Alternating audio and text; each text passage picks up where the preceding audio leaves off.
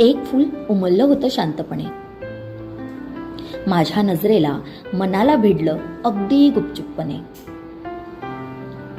त्याच्या सौंदर्यात हरवून गेले.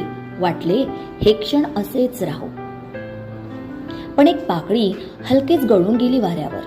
क्षणभर सौंदर्य कमी वाटलं. का झालं असेल असं अंतर? उरलेल्या पाकळ्या डोलत होत्या मजेत, उधळत सुगंध बेधुंद.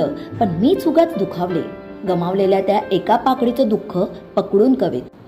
दुसऱ्या दिवशी तर सर्व पाकळ्या गळून गेल्या.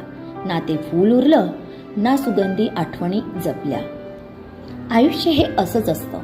जे आहे त्याकडे दुर्लक्ष, जे नाही त्यासाठी जीव घुसमटत बसतो. संपलेलं लक्षात यायच्या आधी आपण बघतच नाही की सौंदर्य काय असतं ते.